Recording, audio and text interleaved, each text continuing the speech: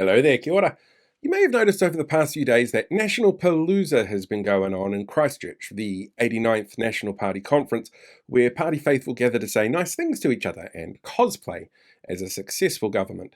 But every step of the way throughout the event, there's been some misfires and terrible framing. So much so that not everyone's picked up on it all, I think. Like Chris Bishop's interview on Q&A, where he admitted that disenfranchisement of hundreds of thousands of voters is likely to benefit his party, who tend to lose seats after special votes are counted, and that the Prime Minister's not all that popular, and that next term they want to get ahead on asset sales and resource stripping. We saw Luxon repeat his claim that we need to say yes more often, like continuing with that IREX ferry project that would have seen the first replacement ferry arrive about now, Auckland Light Rail, which would have transformed transport in our largest city, or the continuation of Auckland regional fuel taxes, which the council asked for help to pay for regional transport infrastructure, or continue with Three Waters in some capacity instead of going back to the drawing board, forcing councils to return assets and costs, which has been a major driver in increased rates bills, which the government then used to vilify councils,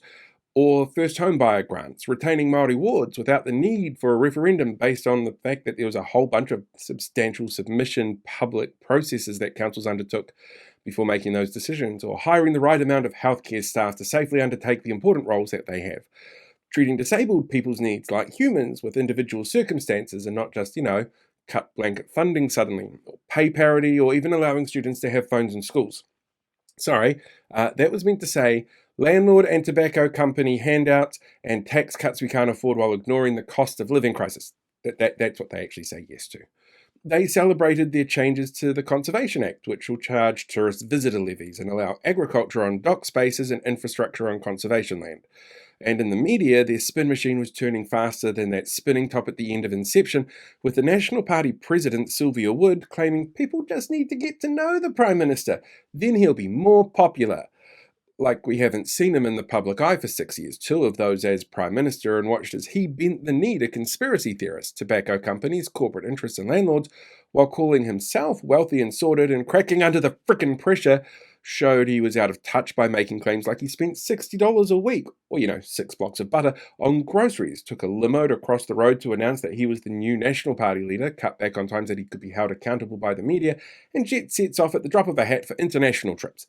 like the one just announced yesterday, or when he goes to visit Papua New Guinea, while weirdly avoiding almost anything in Parliament that impacts Māori, like, the vote on the Treaty Principles Bill, or the introduction of the RSB, or the hikoi that showed up on the doorstep, or, even attending Waitangi Day to recycle his speech again. New Zealanders have seen him, and they've gotten to know him, and they're just not impressed, even though he used to run an airline, don't you know? It's no wonder that the media is starting to make calls like this, that he's a filler Prime Minister whose time is really limited. But for me, I think the best part of the event was the opening video that they put out on Instagram.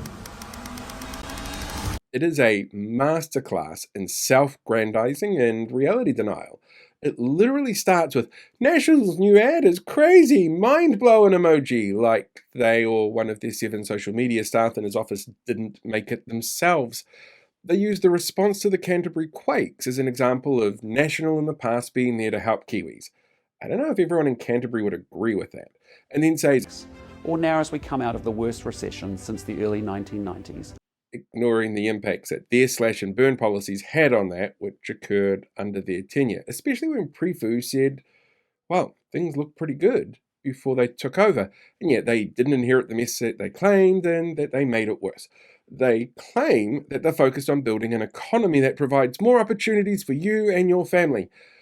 Only now 1 in every 1,000 Kiwis is sleeping rough as we expect the worst unemployment numbers in nearly 2 decades this week on the back of a terrible job market and punitive benefit sanctions, the largest exodus of Kiwis overseas that we've seen in years, and shutting down a huge range of vocational training providers while attempting to limit university functions, limiting the ability for many to retrain for new roles.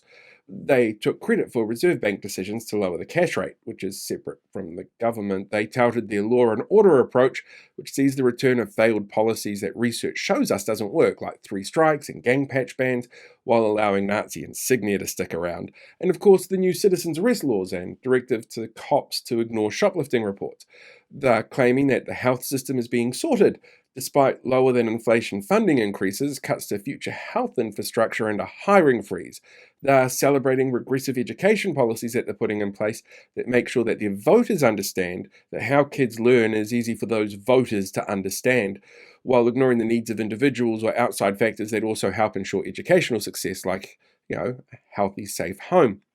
Then they celebrated what they have apparently delivered, like tax relief, which saw some households better off by just a few dollars a fortnight while every other cost has increased, which was exacerbated by disproportionate distribution and the need to borrow for the budget, which was inflationary.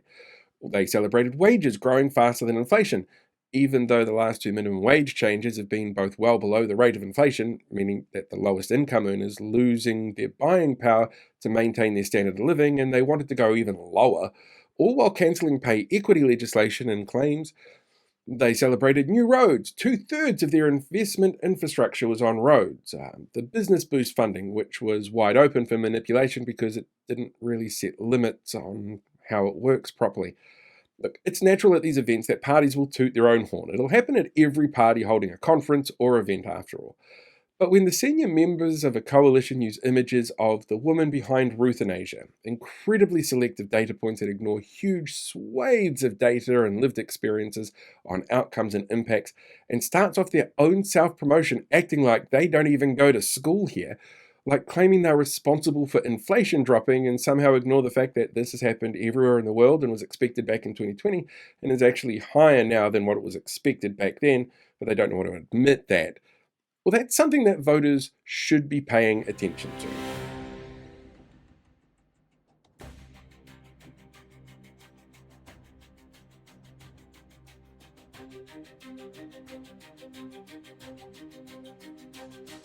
Hey, thanks for checking out today's video. Make sure you like, share, subscribe so you get more updates as we go along. We deal with these guys for the rest of the year.